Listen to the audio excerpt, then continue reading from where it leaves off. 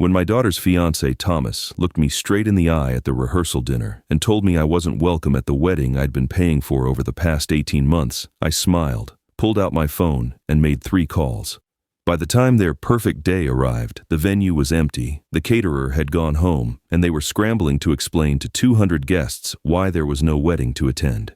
Hey everyone, make sure to subscribe to the channel and drop a comment below about what you would have done in my situation. I'm Archer, and I've spent the last 29 years building my specialty food import business here in Spokane, Washington. What started as importing gourmet ingredients for a handful of high-end restaurants has grown into a multi-million-dollar operation supplying luxury hotels and exclusive dining establishments across the Pacific Northwest.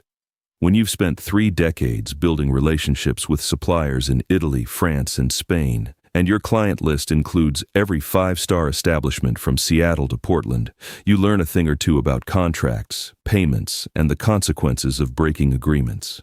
My daughter Harper had always been the center of my world. After her mother passed away when she was 12, it was just the 2 of us navigating life together. I worked 18-hour days building my business, not for the money or recognition, but to ensure Harper would never want for anything. Private schools, summer camps in Europe, a BMW for her 16th birthday, college tuition at Northwestern without a penny of student debt. Every sacrifice was worth it to see her smile. When Harper started dating Thomas 3 years ago, I wanted to be supportive. The guy worked at a local marketing firm, seemed decent enough, and Harper was happy. That was all that mattered to me. When they got engaged last Christmas, I was genuinely excited. My little girl was starting her own family, and I was going to make sure she had the wedding of her dreams. The venue alone cost me $15,000 for the day. The Davenport Grand Hotel's ballroom, with its crystal chandeliers and panoramic views of the Spokane River. Harper had fallen in love with it the moment she walked in. The catering bill from my own industry connections came to $22,000 for 200 guests, featuring imported Italian truffles and French champagne that I'd sourced personally. The flowers, the photography, the band, the open bar. By the time we'd planned everything Harper wanted, I was looking at a total bill of $78,000. Did I mind? Not for a second. This was my daughter's special day, and I had the resources to make it perfect. Harper had always dreamed of a fairy tale wedding, and I was proud to be the father who could make that dream come true. The joy on her face during our planning sessions, the excitement in her voice when she'd call to tell me about the dress she'd found or the cake design she'd chosen, that was worth every penny. But as the months passed, I started noticing changes in Thomas's behavior around me. The respectful young man who used to ask my opinion on things became increasingly dismissive. Family dinners became tense affairs where Thomas would make snide comments about old-fashioned business practices or joke about how some people throw money around to solve problems. Harper would laugh along, and I'd bite my tongue, chalking it up to pre-wedding stress. The first real red flag came 6 months before the wedding, when Thomas suggested we modernize some of the traditions. He wanted to walk Harper down the aisle himself, claiming that the father giving away the bride was outdated patriarchal nonsense. When I mentioned that I'd already prepared a speech for the reception, he cut me off, saying they'd decided to keep things intimate and wouldn't need any parental speeches. Each suggestion felt like another attempt to push me to the sidelines of my own daughter's wedding, the wedding I was paying for, the wedding that was only happening because of my generosity and love for Harper. But every time I tried to voice my concerns to Harper, she'd dismiss them with a wave of her hand, saying Thomas was just progressive and wanted their wedding to reflect their values as a modern couple. Type 2 for the next block. Block 2. The pattern of disrespect had been building for months, but I kept telling myself it was just wedding stress. Thomas had gone from being polite and respectful to treating me like an unwelcome guest at my own daughter's celebration. What really should have opened my eyes was how Harper started echoing his attitudes, something that never would have happened before she met him. Our family had always been close-knit, especially after losing Harper's mother. Every Sunday, we'd have dinner together at my house in the Browns Addition neighborhood, a tradition that went back to her high school years. Harper would tell me about her week, her dreams, her concerns, and I'd share stories from the business world or updates about new restaurants I was supplying. These weren't just meals, they were the foundation of our relationship. But 6 months into the engagement, those dinners became battlegrounds. Thomas would arrive with Harper and immediately start commenting on everything from the wine I'd selected from my private collection to the excessive portions I'd prepared. Some people don't understand moderation, he'd say, smirking at Harper, who would giggle in response. When I'd mention a particularly successful deal I'd closed with a Portland hotel chain, Thomas would interrupt with comments about corporate greed and how authentic businesses shouldn't focus so much on profit. The guy was criticizing my business acumen while sitting in the house that business had built, eating food imported through the connections I'd spent decades cultivating, drinking wine that cost more than he made in a week. The irony was lost on him, but it wasn't lost on me. Harper, however, seemed to find his insights fascinating, nodding along as if he was sharing profound wisdom instead of insulting the man who was funding their entire future together. During one particularly memorable dinner, Thomas announced that he and Harper had decided they didn't want any traditional wedding gifts from me beyond paying for the wedding itself. "We're not materialistic people," he explained, cutting into the dry-aged steak I'd had flown in from Kansas City. "We'd prefer experiences over things." This from a guy who'd spent the previous month showing off the $3,000 Rolex that Harper had bought him with money from the account I'd set up for her personal expenses.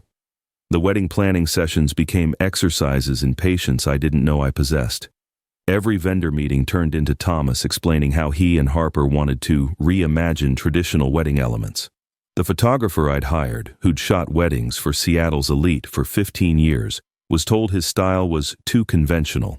The florist who'd designed arrangements for the governor's mansion was lectured about sustainable alternatives to the imported roses Harper had specifically requested. But the breaking point came during our final menu tasting at the Davenport Grand. I'd arranged for the executive chef, a personal friend who owed his position partly to my recommendation, to prepare a special tasting featuring some of the premium ingredients I'd sourced for the wedding. We're talking about Osetra caviar, aged Parmigiano Reggiano, and truffle oil that costs $200 per bottle. Thomas took one bite of the appetizer and announced it was pretentious food for pretentious people. Harper, instead of defending the meal her father had carefully planned, laughed and agreed. "Thomas is right, Dad. This is all a bit much. Can't we just do something simpler?"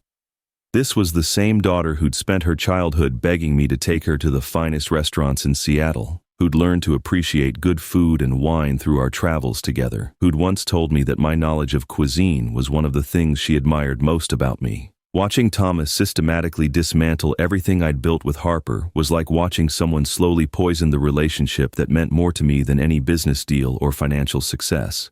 But I kept writing the checks, kept making the arrangements, kept swallowing my pride because I believed that once the wedding was over, things would return to normal. Harper would remember who she really was, and Thomas would hopefully mature into someone worthy of my daughter.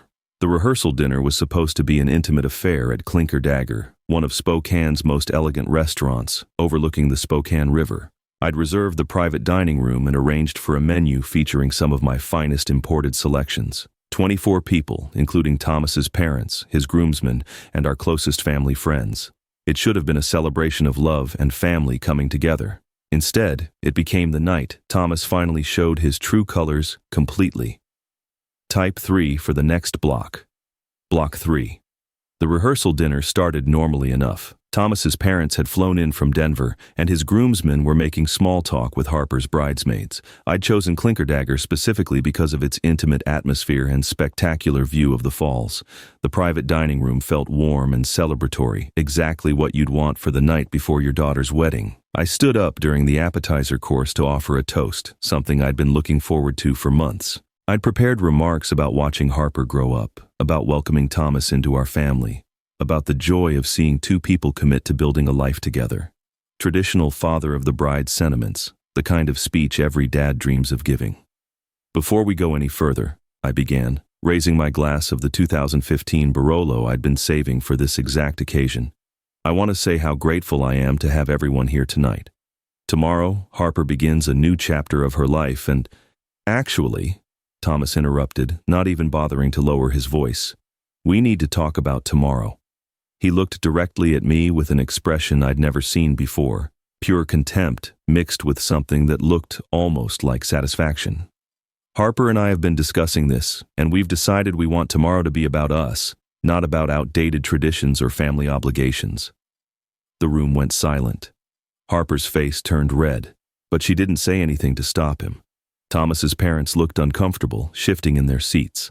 My sister Janet, who'd flown in from Portland for the wedding, put down her wine glass and stared at Thomas like he'd lost his mind. "What exactly are you saying?" I asked, though something in my gut already knew where this was heading.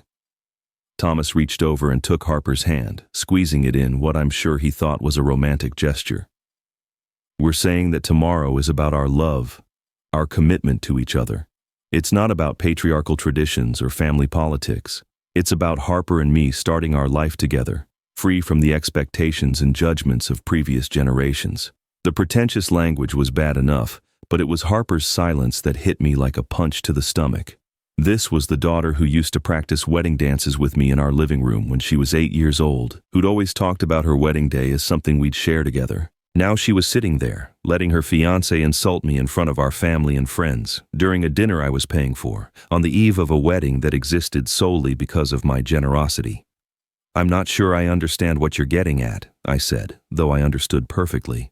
I was giving him a chance to backtrack, to clarify, to apologize for what sounded like a direct attack on everything I'd done for them. Thomas smiled, and it wasn't a pleasant expression. "What I'm getting at is simple. Tomorrow is Harper's and my day. We don't need anyone walking her down the aisle because she's not property to be transferred. We don't need speeches about tradition and family because we're creating our own traditions. And we certainly don't need anyone there who can't respect our choices or who might try to make the day about themselves instead of about us." The room was dead silent now. Even the waitstaff had stopped moving, sensing the tension. Thomas's best man, a guy named Chad who worked with him at the marketing firm, looked like he wanted to crawl under the table, but Thomas wasn't finished. "So here's what's going to happen," he continued, his voice getting louder and more confident. "Tomorrow Harper and I are getting married surrounded by people who love and support us unconditionally, people who aren't going to spend the day judging our choices or trying to impose their outdated values on our celebration. People who understand that love doesn't come with conditions or expectations." I felt my hands starting to shake, not from fear or sadness, but from a rage I'd never experienced before. This little punk, who couldn't afford to take my daughter to dinner at Applebee's without my financial support, was sitting in a restaurant I was paying for, eating food I'd selected and imported, telling me I wasn't welcome at a wedding that existed only because I'd written check after check to make my daughter's dreams come true. "Are you uninviting me from my daughter's wedding?" I asked, my voice deadly quiet. Harper finally spoke up, but not to defend me or to put Thomas in his place. "Dad, Thomas is just trying to say that we want tomorrow to be about our future, not about the past. We want to start fresh, without any drama or negativity." The word drama hit me like a slap. Apparently, being a loving father who'd sacrificed everything to give his daughter the best life possible was now considered drama. Apparently, wanting to walk my only child down the aisle was negativity. Apparently, the man who'd made their entire relationship financially possible was now the problem. Thomas leaned back in his chair, clearly enjoying the moment. "That's exactly right, babe. Tomorrow is about us and the people who truly support our relationship." He looked directly at me again. "So yes, Archer, to answer your question directly, you're not welcome at our wedding. Type 4 for the next block. Block 4. The silence that followed Thomas's declaration felt like it lasted forever, though it was probably only seconds. I could feel everyone's eyes on me, waiting to see how I'd react to being publicly humiliated and disinvited from my own daughter's wedding. Harper sat there staring at her hands, unable or unwilling to meet my gaze. Thomas looked smugly satisfied, like he'd just won some kind of victory. I set down my wine glass very carefully and stood up slowly. 29 years of building a business had taught me never to make important decisions when emotions were running high, and right now, my emotions were at a level I'd never experienced before. But along with the rage and heartbreak, something else was crystallizing in my mind.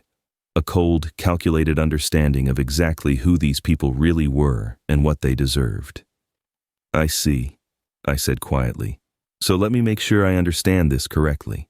You're telling me that I'm not welcome at the wedding I've spent $78,000 planning and paying for, the wedding that's happening at the venue I booked, with the catering I arranged, featuring the flowers I ordered, and the band I hired. Is that accurate?" Thomas's confidence wavered slightly, but Harper jumped in. "Dad, you know we're grateful for everything you've done. But the money was a gift, right?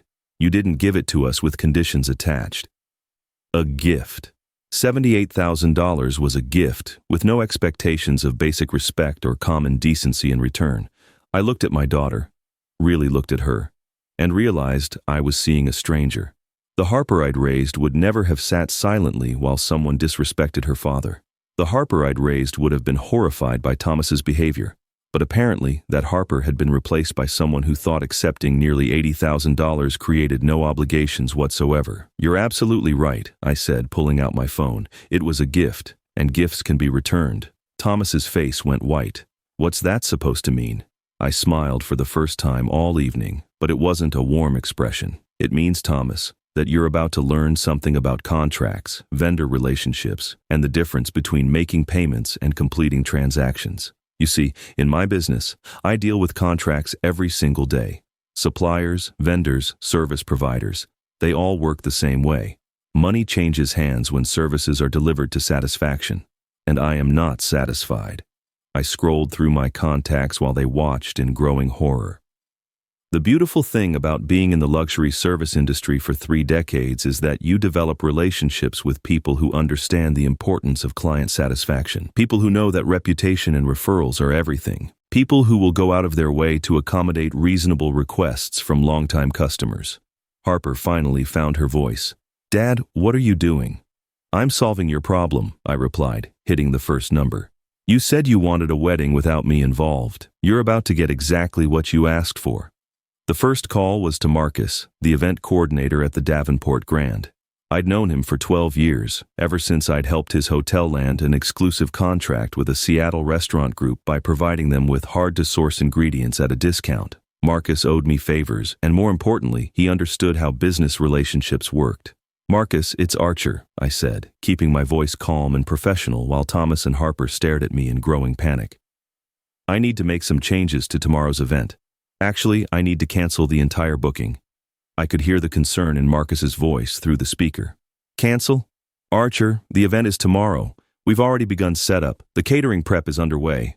"I understand the timing is unfortunate," I replied, watching Thomas's face go from white to green. "But there's been a change in circumstances. The clients have decided they want to handle things differently. They've specifically requested that I not be involved in any aspect of their celebration. Since I'm the one who booked and paid for everything, the most respectful thing I can do is remove myself completely from the situation." Marcus was a professional who'd handled difficult situations before. "I see. And what about the deposits and payments you've made?" "Apply them to my account for future events," I said. "I'm sure I'll have occasions to celebrate in the future, probably with people who actually appreciate my involvement." Thomas tried to interrupt. "You can't just cancel everything. There are 200 people expecting." I held up my hand to silence him. "Marcus, the clients may want to contact you directly about rearranging services under their own account. I'm sure you'll be happy to work with them on payment terms and availability." After I hung up with Marcus, I immediately called Antonio, who ran the catering operation. Antonio and I had been doing business for 15 years. His company catered events for my most important clients, and I'd helped him source specialty ingredients that had made his reputation among Spokane's elite. When I explained the situation, Antonio was sympathetic but clear about the business realities. "The ingredients are already prepared, Archer. The truffles, the imported cheeses, the specialty wines you selected. Everything is ready for tomorrow. But if you're canceling the event, I'll need payment arrangements from the new clients before we can proceed." Thomas was frantically whispering to Harper, who looked like she was about to cry. The other guests at the table were watching this unfold with expressions ranging from shock to barely concealed satisfaction.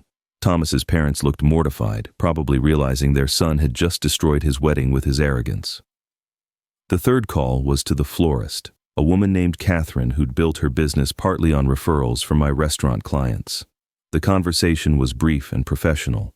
Without my account guaranteeing payment, the elaborate floral arrangements featuring imported orchids and roses would need to be canceled unless Thomas and Harper could provide immediate payment and new credit arrangements. By the time I finished the 3 calls, Thomas and Harper were staring at me like I'd just set their world on fire, which, in a way, I had. Type 5 for the next block, block 5. The immediate aftermath of my phone calls was chaos. Thomas was frantically trying to call the venues back, insisting there had been some misunderstanding and that he could work things out. Harper was crying, not the delicate tears of a bride overwhelmed by emotion, but the ugly crying of someone who just realized the consequences of their choices. The other guests at the table were either staring in shock or quietly enjoying the spectacle of Thomas's comeuppance. But I wasn't finished. Not by a long shot. See, what Thomas didn't understand about the luxury service industry is that it runs on relationships, trust, and reputation. When you've been a reliable client for decades, when you've helped vendors build their businesses and connected them with profitable opportunities, when you've always paid on time and treated people with respect, you develop a kind of currency that money alone can't buy. And I was about to spend every bit of that currency to teach Thomas and Harper exactly what their disrespect was worth. While Thomas frantically dialed numbers, I excused myself from the table and walked out to the restaurant's lobby. The next series of calls I needed to make required privacy, and I wanted to be thorough. I pulled out my leather portfolio where I kept all the wedding vendor contracts and contact information. Every single service provider, from the photographer to the band to the cake decorator, was about to get a very professional explanation of why their services would no longer be needed. The photographer, James Morrison, had shot weddings for some of Seattle's most prominent families. I'd recommended him to 3 different clients over the years, resulting in lucrative contracts for corporate events and family portraits. When I explained that the clients had specifically requested I not be involved in their wedding, James was understanding but firm about the business implications. "Archer, I've got equipment booked, staff scheduled, and I've turned down other events for tomorrow," he said. "If you're withdrawing your booking, I'll need immediate payment from the new clients before I can proceed. We're talking about a $7,000 package here." The band leader, a jazz ensemble I'd hired for several corporate events, was equally professional but clear about their terms. Without my account backing the event, they'd need a new contract and full payment before the rehearsal, which was already over. The cake decorator, who'd spent days creating Harper's elaborate 4-tier design featuring handmade sugar flowers, explained that custom wedding cakes required payment in full before delivery. Each conversation was cordial but devastating. These weren't vindictive cancellations. They were simple business decisions. Without my financial backing and reputation guaranteeing payment, none of these vendors could afford to provide services to clients they'd never worked with before, especially with less than 24 hours notice. The transportation company that was supposed to provide the vintage Rolls-Royce for the bridal party needed immediate payment and insurance verification. The string quartet for the ceremony required a new contract. Even the minister, who'd been recommended by my church and had waived his usual fee as a favor to me, would need to discuss new arrangements directly with Thomas and Harper. By the time I'd worked through my list, the reality of the situation was becoming clear. Thomas and Harper had approximately 18 hours to find new vendors, negotiate contracts, make payments, and coordinate an entire wedding from scratch. Or they could come up with roughly $78,000 to honor the existing arrangements under their own names and credit. I walked back into the private dining room to find Thomas on his phone, arguing with someone about last-minute changes and emergency arrangements. Harper was surrounded by her bridesmaids, who were trying to comfort her while simultaneously checking their own phones to see if they could help salvage the situation. Thomas's parents were having what looked like a very serious conversation with Thomas's best man, probably calculating whether they had the resources to bail out their son's spectacular mistake. "Having some difficulties?" I asked politely, retaking my seat. Thomas looked up from his phone with pure hatred in his eyes. "You bastard. You're sabotaging your own daughter's wedding out of spite." "I'm not sabotaging anything," I replied calmly. "I'm simply respecting your clearly stated wishes. You said you wanted a wedding without my involvement, without my outdated values, without my presence. You're getting exactly what you asked for. Harper is free to plan whatever kind of celebration she wants, with whomever she wants, using whatever resources she has available." Harper looked up from her tissue-dampened napkin. "Dad, please. We can work this out." Thomas didn't mean what he said. "Oh, but he did mean it," I said, looking directly at Thomas. "Didn't you, son? You meant every word about not wanting me there, about not needing family obligations or outdated traditions. You were very clear about wanting to start fresh, free from the expectations of previous generations. Well, congratulations. You're about to get the freshest start imaginable." Thomas's phone rang, and he answered it immediately, probably hoping it was one of the vendors agreeing to honor the original arrangements. Instead, I watched his face crumple as whoever was on the other end, probably the hotel coordinator, explained the reality of his situation. "What do you mean 50% deposit required tonight?" he said into the phone. "The wedding is tomorrow morning." I smiled and took a sip of my wine. The 2015 Barolo was exceptional, with notes of cherry and tobacco that reminded me why I loved working with quality suppliers. Some things in life were worth waiting for, worth paying premium prices for, worth treating with respect and appreciation. Thomas was about to learn the difference between earning something and expecting it as a gift. Type 6 for the next block, block 6. The next few hours were a masterclass in consequences. Thomas spent the entire night calling vendors, venues, and anyone he could think of who might be able to provide last-minute wedding services. Harper alternated between crying and frantically searching wedding websites for emergency options. Her bridesmaids were making calls to anyone they knew in the service industry, desperately trying to salvage something for the next day. I went home to my house in Brown's Addition, poured myself a glass of aged whiskey, and sat on my back deck overlooking the Spokane River. The same river Harper and I used to walk along when she was little, talking about her dreams and plans for the future. The same deck where we'd celebrated her college graduation, her first job, her engagement. Now it was just me, alone, listening to the water flow and thinking about how completely my daughter had changed. Around midnight, my phone started ringing. Thomas first, then Harper, then Thomas again. I let them all go to voicemail. At 1 a.m, Harper showed up at my front door, her wedding dress in her arms, tears streaming down her face. "Dad, please," she said when I opened the door. "I'm sorry. Thomas is sorry. We made a mistake. Can you please call everyone back and fix this?" I looked at my daughter, the child I'd raised alone for over a decade, the girl I'd sacrificed everything for, the woman who'd sat silently while her fiancé humiliated me in public, and felt something break inside my chest. Not my love for her, that would never change, but my willingness to enable her selfishness and entitlement. "Harper," I said gently, "you're 26 years old. You have a college degree, a good job, and a fiancé who apparently has very strong opinions about how things should be done. You two figure it out." "But we don't have the money," she cried. "Thomas's parents can maybe come up with $10,000, and I have about $3,000 in my savings account. That's not enough to cover everything."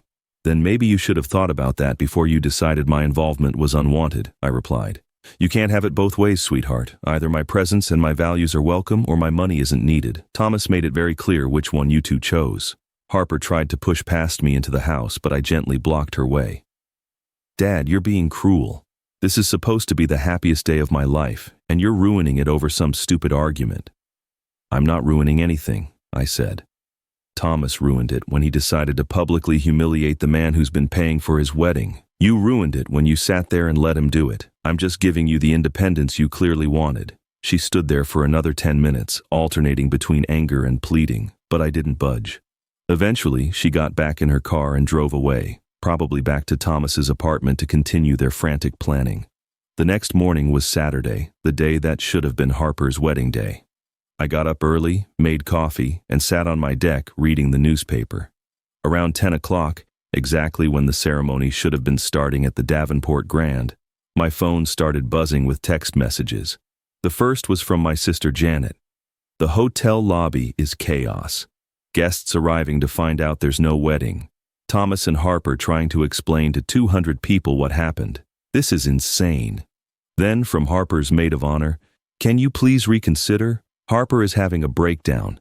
They managed to book the community center at St. Mark's for this afternoon, but no flowers, no catering, no music. It's going to be heartbreaking." More messages trickled in throughout the day. Apparently, Thomas and Harper had managed to salvage some kind of ceremony at a local church community center. Thomas's parents had paid for basic catering from a local deli, and Harper's bridesmaids had bought grocery store flowers and decorated the space themselves. A few family members attended, but most of the out-of-town guests had already left, disgusted by the confusion and lack of organization. Around 4 o'clock, I got a call from Thomas. His voice was hoarse, probably from crying or screaming or both. "Are you happy now?" he said without preamble. "You destroyed your daughter's wedding day. She's devastated. Her dream wedding became a nightmare because you couldn't handle being told the truth about your controlling behavior." I almost hung up on him, but curiosity got the better of me. "And what truth is that, Thomas?" That you use money to control people, he said. That you can't stand not being the center of attention. That you sabotaged your own daughter's happiness because your ego couldn't handle being excluded from one day. I laughed, which clearly wasn't the reaction he was expecting. Thomas, let me explain something to you about control. If I wanted to control Harper, I would have cut off her allowance years ago. I would have made her get student loans for college. I would have bought her a used Honda instead of a BMW. I would have required her to work for every dollar instead of subsidizing her lifestyle so she could pursue her dreams. That's exactly what I'm talking about, he said. You think because you have money, you get to make all the decisions. No, I replied calmly. I think because I have money, I get to decide how it's spent, and I decided it shouldn't be spent on people who despise me. There was a long silence on the other end of the line. Finally, Thomas said, Harper wants to talk to you. Dad? Harper's voice was small and broken. Please, can we talk? Can you come over? I need to see you. For a moment, my resolve almost cracked. This was still my little girl, and hearing her pain was devastating. But then I remembered her sitting silently at that dinner table, letting Thomas attack me, treating my love and generosity like it was worthless. Harper, I said, when you're ready to have an honest conversation about respect and appreciation, you know where to find me. But I'm done being treated like an ATM with no feelings. I hung up and turned off my phone. Outside, the Spokane River kept flowing, just like it always had, just like it always would. Some things endure, and some things change. That night, I began to understand which was which. Type 7 for the next block. Block 7. The week following what should have been Harper's wedding was surreal. Word had spread quickly through Spokane's social circles about what had happened. My business colleagues were calling to check on me, some offering support, others clearly fishing for gossip. The story had taken on a life of its own, with different versions circulating depending on who was telling it. Marcus from the Davenport Grand called on Tuesday to tell me that Thomas had shown up at the hotel Monday morning, demanding they honor the original booking and threatening to sue for emotional damages. Marcus had politely explained that without a valid contract or payment guarantee, the hotel had no obligation to provide services. Thomas had apparently made such a scene that security had to escort him out. Archer, Marcus said, I've been in this business for 20 years, and I've never seen anything like it. The kid actually told me that you were legally required to pay for his wedding because you'd made a verbal commitment. He seemed to think that being engaged to your daughter created some kind of financial contract with you. I wasn't surprised. Thomas had shown his true character at the rehearsal dinner, and apparently, the humiliation of the failed wedding had only made him more delusional. But what really concerned me was that Harper was still standing by him, still blaming me for their problems, instead of recognizing Thomas's fundamental character flaws. On Wednesday, I got a call from Harper's college roommate, Skylar, who I'd always liked. She was one of the few people in Harper's circle who had the courage to speak honestly. Mr. Sterling, she said, I need to tell you something about Thomas that Harper doesn't want to hear. He's been bragging to people about how he put you in your place at the rehearsal dinner. He's telling everyone that you're a controlling father who couldn't handle your daughter growing up and becoming independent. Is that what Harper believes? I asked. Skylar was quiet for a moment. I think Harper is scared to admit she made a mistake. She's invested so much in this relationship, and Thomas has isolated her from everyone who might tell her the truth. She's lost most of her old friends because Thomas convinced her they were toxic or jealous of their relationship. This was new information to me, and it explained a lot about Harper's transformation over the past year. I'd noticed she'd stopped mentioning her college friends, stopped going to girls' nights or weekend trips with her sorority sisters. Thomas had systematically cut her off from everyone who might provide perspective on their relationship. There's something else, Skylar continued.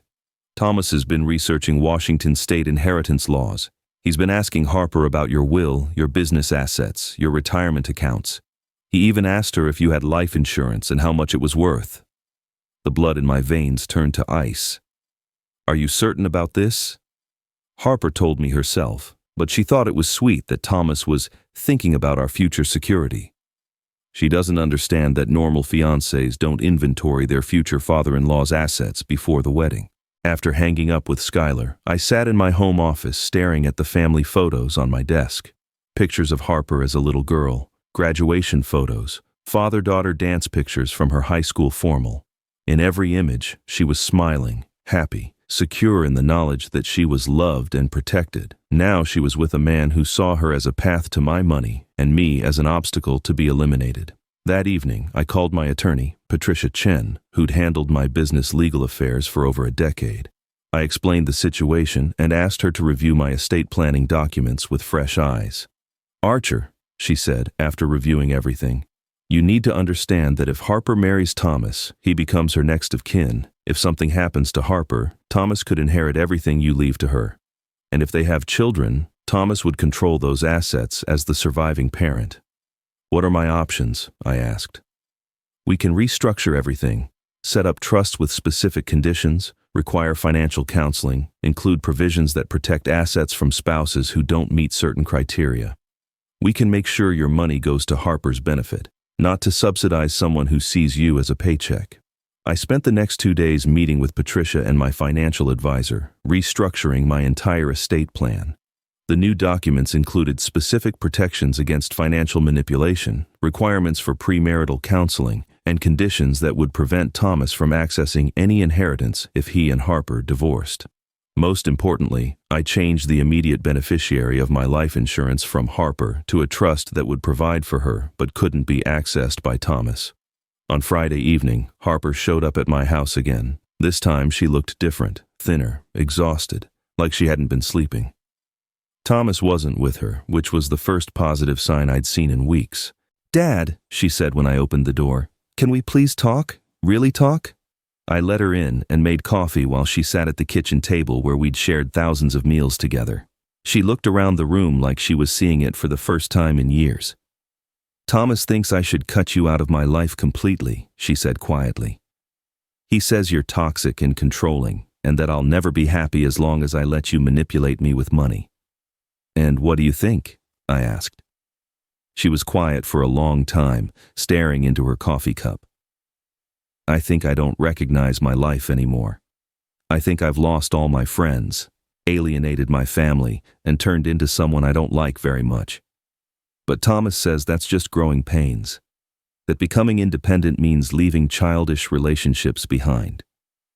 "Harper," I said gently, "do you remember what you wanted to be when you grew up? Before Thomas, before college, when you were just my little girl with big dreams." Tears started flowing down her cheeks. "I wanted to travel. I wanted to see the world, learn languages, maybe work in international business like you. I wanted to visit all those places where you sourced ingredients, meet the people you worked with. And what do you want now?" "Thomas says I should be satisfied with a simple life. He says ambition is just disguised greed and that we should focus on building a quiet, modest existence together. He's already picked out the house he wants to buy, the suburb where we should live, the kind of car I should drive." For the first time in months, I saw a flicker of the old Harper in her eyes. The Harper who used to dream big, who wanted to conquer the world, who believed she could do anything. Thomas hadn't just isolated her from her friends and family. He'd convinced her to abandon her own dreams and ambitions. Type 8 for the next block, block 8. That conversation with Harper was the turning point I'd been hoping for, but it wasn't the instant reconciliation I might have expected. Instead, it was the beginning of her slow awakening to what Thomas had really done to her life. Over the next few weeks, she started asking questions about her dreams, about her friendships, about the person she used to be before Thomas convinced her to become someone smaller. But Thomas wasn't going to let go of his meal ticket without a fight. When he realized Harper was starting to pull away, he escalated his tactics in ways that showed just how dangerous he really was. The first sign came when Harper called me in tears on a Tuesday evening. Thomas had convinced her to apply for a credit card in her name, and then used it to charge nearly $8,000 in wedding recovery expenses, a new suit, a weekend trip to Vegas for him and his groomsmen, and deposits on wedding vendors for a do-over ceremony he was planning for their 6-month anniversary. "Dad, I don't know what to do," she sobbed over the phone. "He says since you ruined our first wedding, I owe it to him to make up for it. He's already put deposits down on everything, and he says if I don't go through with it, I'll be proving that I'm still under your control." This was classic financial abuse, textbook manipulation designed to trap Harper in debt and dependency. "Harper," I said, "you need to cancel that credit card immediately and dispute those charges. Thomas has no right to spend money in your name without your permission. But he says couples share everything, and that if I'm not willing to invest in our future together, it means I don't really love him. The next escalation came a week later. Harper showed up at my house with a bruise on her wrist and a story about Thomas getting frustrated during an argument about money. She insisted it was an accident, that Thomas had just grabbed her arm too hard when she tried to leave the room, but the pattern was becoming clear. He's been drinking more, she admitted reluctantly. Ever since the wedding thing happened, he's been angry all the time. He blames you for embarrassing him, for making him look like a fool in front of his family and friends. He says I need to choose between him and you, and that if I choose you, it proves I never really loved him. I convinced Harper to stay at my house that night, and for the first time in months, we had a real conversation. She told me about how Thomas had systematically isolated her from her support system, how he'd criticized her job until she'd lost confidence in her abilities, how he'd convinced her that her dreams of traveling and building a career were selfish and unrealistic. He makes me feel like I'm lucky he loves me, she said, like no one else would want to be with someone as spoiled and entitled as I am. He says you've ruined me for normal relationships because you've given me unrealistic expectations about how I deserve to be treated. That's when I knew Thomas had to be dealt with decisively. This wasn't just about wedding payments or disrespect anymore. This was about my daughter's safety and her future. Thomas had shown he was willing to use financial manipulation, emotional abuse, and even physical intimidation to control Harper. And I had resources Thomas couldn't even imagine. The next morning, I made a call to a private investigator I'd worked with before when I'd needed background checks on potential business partners. Within 48 hours, I had a complete picture of Thomas's real situation. The marketing firm job he claimed to have, he'd been fired 6 months earlier for falsifying expense reports. The college degree from Colorado State, he'd dropped out junior year and never graduated. The clean financial record, he had outstanding debts totaling over $30,000, including defaulted student loans and unpaid credit cards. But the most disturbing discovery was Thomas's pattern with previous relationships. He'd done this before, targeted women from financially stable families, moved in quickly, created financial entanglements, and then used emotional manipulation to maintain control. His ex-girlfriend in Denver had filed a restraining order against him after he'd emptied their joint bank account and disappeared. Another ex had reported him for identity theft after he'd opened credit cards in her name. Harper was just Thomas's latest victim, but she was also his biggest target. Through her, he'd almost gained access to my business network, my financial resources, and eventually my estate. The wedding cancellation hadn't been a setback for Thomas. It had been a wake-up call that he needed to secure his position more aggressively. Armed with this information, I arranged a meeting with Thomas. I told him I wanted to discuss rebuilding our relationship and suggested we meet at my office downtown. Thomas jumped at the opportunity, probably thinking he'd finally broken through my resistance and could get back to his original plan. When Thomas arrived at my office that Friday afternoon, he was dressed in his best suit and wearing the expensive watch Harper had bought him. He had a folder with him containing what looked like wedding planning documents. Apparently, he was still pushing forward with his anniversary do-over ceremony. "Archer," he said, extending his hand with a smile that didn't reach his eyes. "I'm glad you called. Harper's been miserable about this whole situation, and I think it's time we put our differences aside for her sake." I shook his hand and invited him to sit across from my desk. Behind him, on the credenza, I had arranged the investigator's report in neat stacks. Financial records, employment verification, police reports, court documents, everything that revealed who Thomas really was. "You're absolutely right," I said. "It is time to put our differences aside. In fact, I think it's time for complete honesty between us. Don't you agree?" Thomas nodded enthusiastically, probably thinking he was about to get everything he wanted. "Absolutely.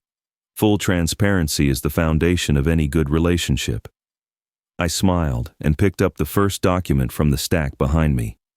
"Excellent. Then let's start with your employment status at Morrison Marketing Group. Or should I say, your former employment status?" Thomas's smile froze on his face. For the first time since I'd known him, he was completely speechless.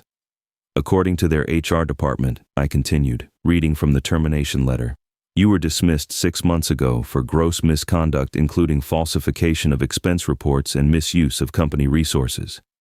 That would explain why you've had so much free time to plan weddings and manipulate my daughter." Thomas's face went white, then red, then white again. "How did you? That's private information. You can't just—" "I can, and I did. Just like I verified your college transcripts, your financial history, and your criminal background. Did you really think I'd let my daughter marry someone without knowing exactly who they were?" I spread the rest of the documents across my desk like a poker player revealing a winning hand. Thomas Matthews, 29 years old, college dropout, serial fraudster, domestic abuser, and now unemployed manipulator who thought he could con his way into my family's money. Thomas shot to his feet, his mask finally slipping completely. "You son of a bitch. You think your money makes you better than everyone else? You think you can destroy people's lives just because you're rich?" "No, Thomas," I said calmly, staying seated while he raged. "I think I can protect my daughter from predators, and that's exactly what I'm going to do." Type 9 for the next block, Block 8. That conversation with Harper was the turning point I'd been hoping for, but it wasn't the instant reconciliation I might have expected. Instead, it was the beginning of her slow awakening to what Thomas had really done to her life. Over the next few weeks, she started asking questions about her dreams, about her friendships, about the person she used to be before Thomas convinced her to become someone smaller. But Thomas wasn't going to let go of his meal ticket without a fight. When he realized Harper was starting to pull away, he escalated his tactics in ways that showed just how dangerous he really was. The first sign came when Harper called me in tears on a Tuesday evening. Thomas had convinced her to apply for a credit card in her name and then used it to charge nearly $8,000 in wedding recovery expenses, a new suit, a weekend trip to Vegas for him and his groomsmen, and deposits on wedding vendors for a do-over ceremony he was planning for their 6-month anniversary. "Dad, I don't know what to do," she sobbed over the phone. "He says since you ruined our first wedding, I owe it to him to make up for it. He's already put deposits down on everything, and he says if I don't go through with it, I'll be proving that I'm still under your control." This was classic financial abuse, textbook manipulation designed to trap Harper in debt and dependency. "Harper," I said, "you need to cancel that credit card immediately and dispute those charges. Thomas has no right to spend money in your name without your permission. But he says couples share everything, and that if I'm not willing to invest in our future together, it means I don't really love him." The next escalation came a week later. Harper showed up at my house with a bruise on her wrist and a story about Thomas getting frustrated during an argument about money. She insisted it was an accident, that Thomas had just grabbed her arm too hard when she tried to leave the room, but the pattern was becoming clear. "He's been drinking more," she admitted reluctantly. "Ever since the wedding thing happened, he's been angry all the time. He blames you for embarrassing him, for making him look like a fool in front of his family and friends. He says I need to choose between him and you, and that if I choose you, it proves I never really loved him."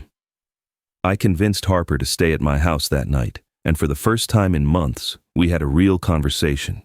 She told me about how Thomas had systematically isolated her from her support system, how he'd criticized her job until she'd lost confidence in her abilities, how he'd convinced her that her dreams of traveling and building a career were selfish and unrealistic.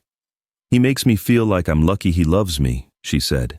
"Like no one else would want to be with someone as spoiled and entitled as I am. He says you've ruined me for normal relationships because you've given me unrealistic expectations about how I deserve to be treated." That's when I knew Thomas had to be dealt with decisively. This wasn't just about wedding payments or disrespect anymore. This was about my daughter's safety and her future. Thomas had shown he was willing to use financial manipulation, emotional abuse, and even physical intimidation to control Harper. And I had resources Thomas couldn't even imagine. The next morning, I made a call to a private investigator I'd worked with before when I'd needed background checks on potential business partners. Within 48 hours, I had a complete picture of Thomas's real situation. The marketing firm job he claimed to have? He'd been fired 6 months earlier for falsifying expense reports. The college degree from Colorado State? He'd dropped out junior year and never graduated. The clean financial record? He had outstanding debts totaling over $30,000, including defaulted student loans and unpaid credit cards. But the most disturbing discovery was Thomas's pattern with previous relationships. He'd done this before. Targeted women from financially stable families, moved in quickly, created financial entanglements, and then used emotional manipulation to maintain control. His ex-girlfriend in Denver had filed a restraining order against him after he'd emptied their joint bank account and disappeared. Another ex had reported him for identity theft after he'd opened credit cards in her name. Harper was just Thomas's latest victim, but she was also his biggest target. Through her, he'd almost gained access to my business network, my financial resources, and eventually, my estate. The wedding cancellation hadn't been a setback for Thomas. It had been a wake-up call that he needed to secure his position more aggressively. Armed with this information, I arranged a meeting with Thomas. I told him I wanted to discuss rebuilding our relationship and suggested we meet at my office downtown. Thomas jumped at the opportunity, probably thinking he'd finally broken through my resistance and could get back to his original plan. When Thomas arrived at my office that Friday afternoon, he was dressed in his best suit and wearing the expensive watch Harper had bought him. He had a folder with him containing what looked like wedding planning documents. Apparently, he was still pushing forward with his anniversary do-over ceremony. "Archer," he said, extending his hand with a smile that didn't reach his eyes. "I'm glad you called. Harper's been miserable about this whole situation, and I think it's time we put our differences aside for her sake." I shook his hand and invited him to sit across from my desk. Behind him, on the credenza, I had arranged the investigator's report in neat stacks. Financial records, employment verification, police reports, court documents, everything that revealed who Thomas really was. "You're absolutely right," I said. "It is time to put our differences aside. In fact, I think it's time for complete honesty between us. Don't you agree?" Thomas nodded enthusiastically, probably thinking he was about to get everything he wanted. "Absolutely. Full transparency is the foundation of any good relationship."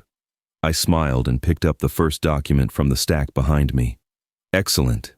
Then let's start with your employment status at Morrison Marketing Group. Or should I say, your former employment status?" Thomas's smile froze on his face. For the first time since I'd known him, he was completely speechless. "According to their HR department," I continued, reading from the termination letter, "you were dismissed 6 months ago for gross misconduct including falsification of expense reports and misuse of company resources.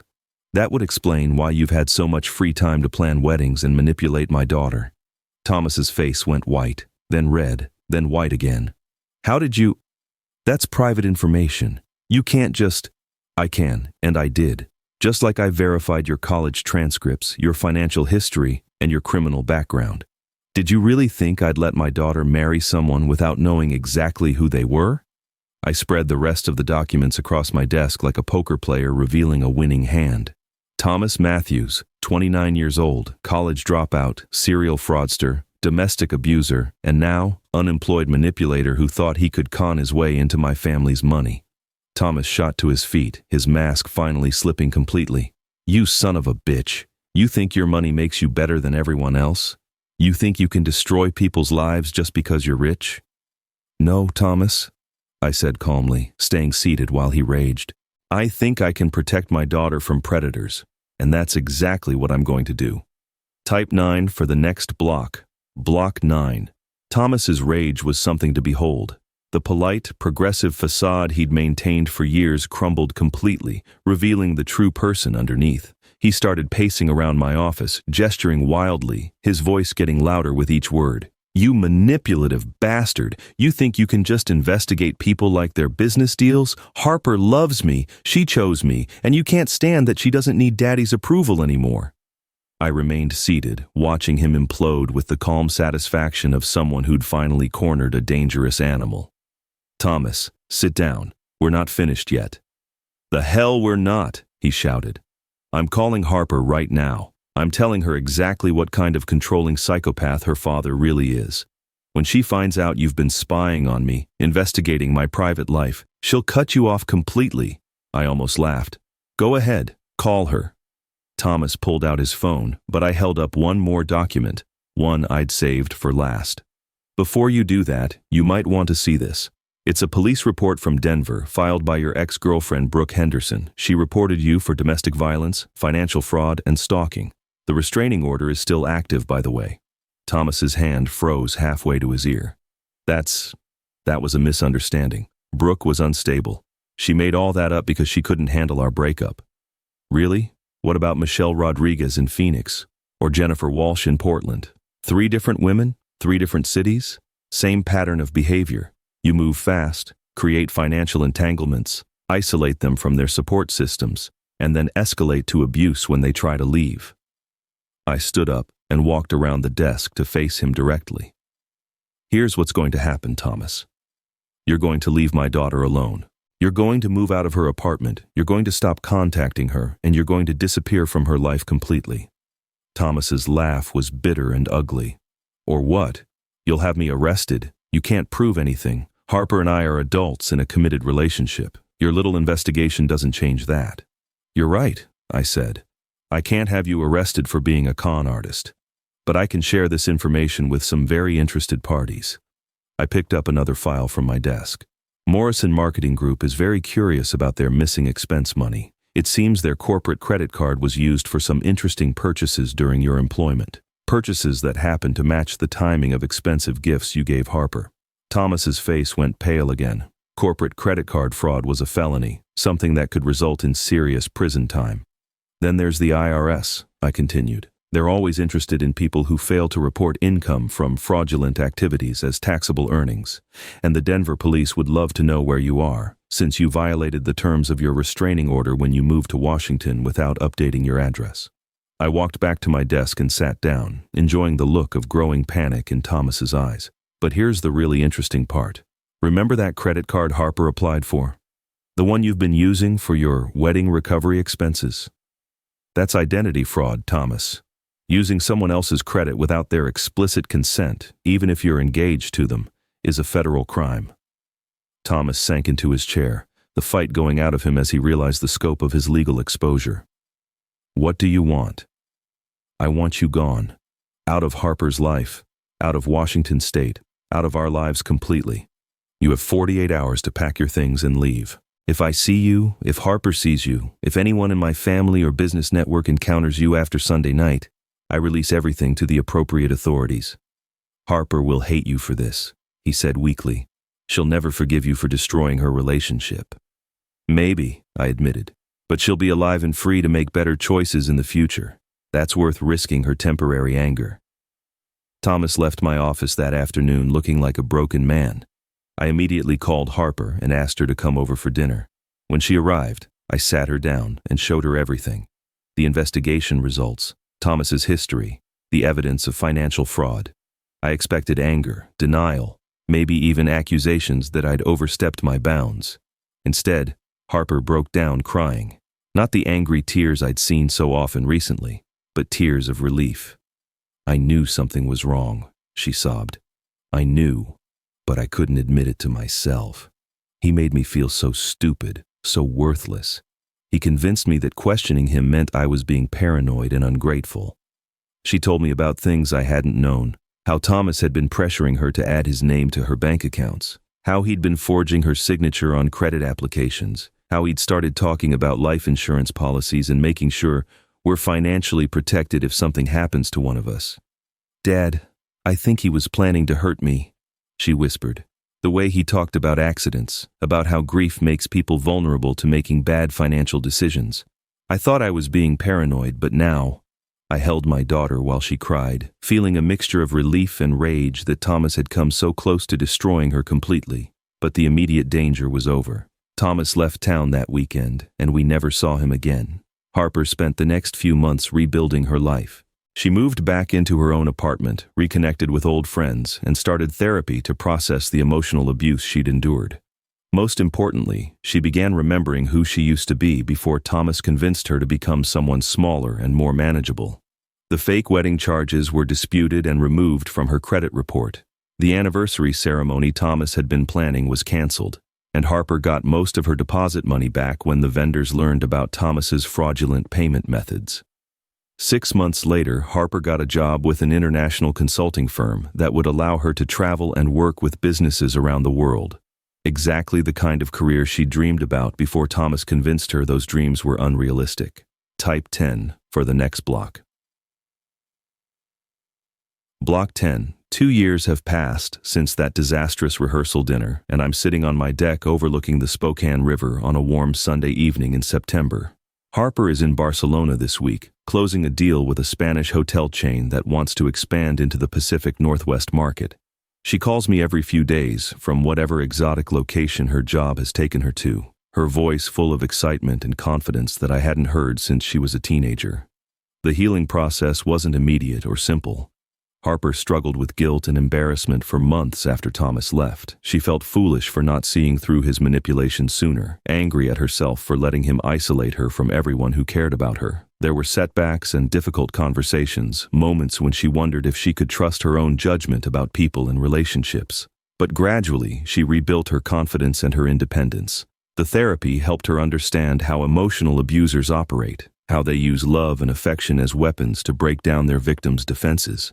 She learned to recognize the warning signs she'd missed with Thomas, the quick progression of the relationship, the subtle criticisms disguised as helpful suggestions, the way he'd made her feel grateful for his attention instead of valued for her own worth. Most importantly, she learned that real love doesn't require you to become a smaller version of yourself.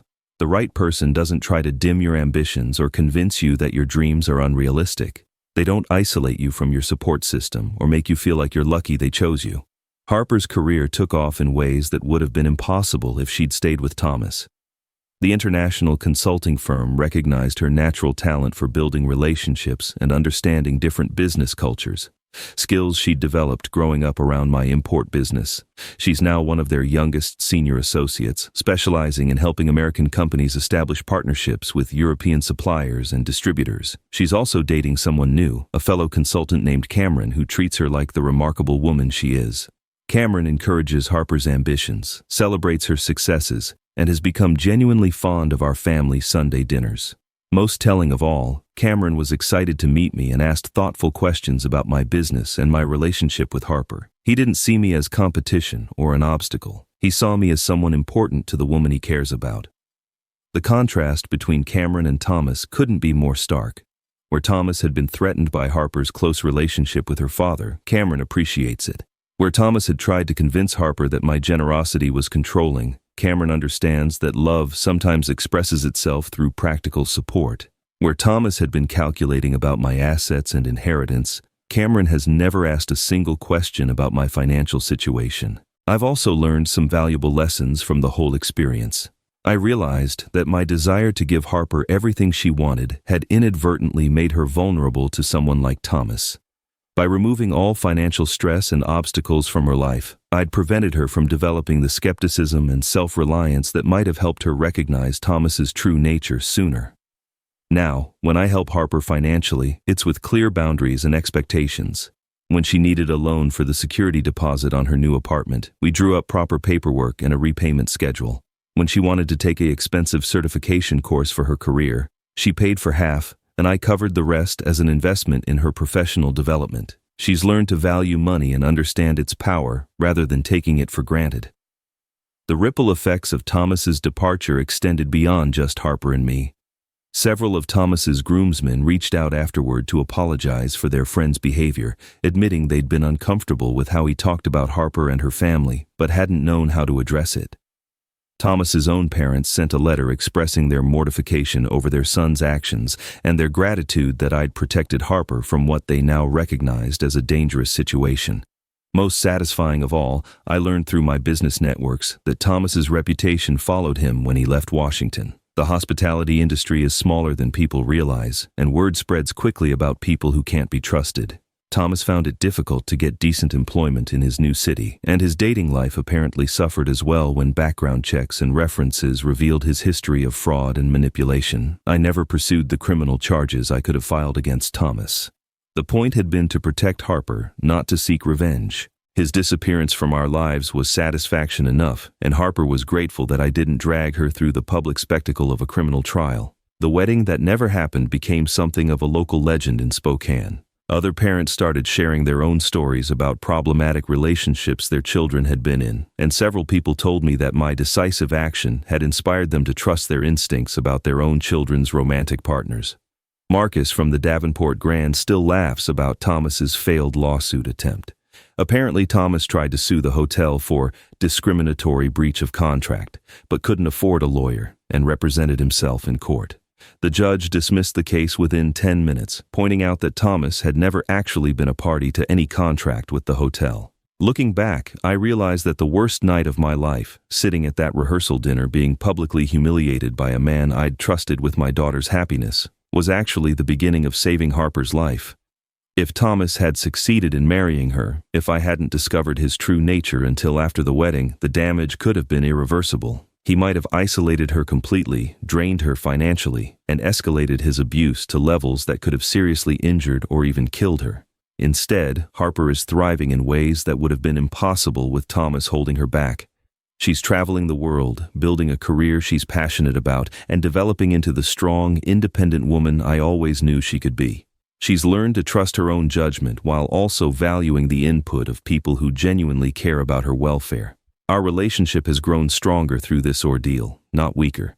Harper now understands that my involvement in her life comes from love, not control. She appreciates having a father who's willing to protect her, even when it means making difficult and unpopular decisions. And I've learned to trust that she can handle the truth about difficult situations, even when that truth is painful. Sometimes love means saying no. Sometimes it means letting people face the consequences of their choices. And sometimes it means being willing to be the villain in someone else's story if that's what it takes to protect the people you care about most. Thomas thought he could manipulate and intimidate his way into my family's fortune. Instead, he learned that there are some things money can't buy, and some people you simply don't mess with. The most important lesson of all was this: never underestimate a father's love for his daughter, or the lengths he'll go to keep her safe. Thanks for following this story. Remember to subscribe to the channel and share your thoughts in the comments about how family dynamics can change when the wrong person enters the picture. Have you ever had to make tough decisions to protect someone you love? Let me know your experiences below.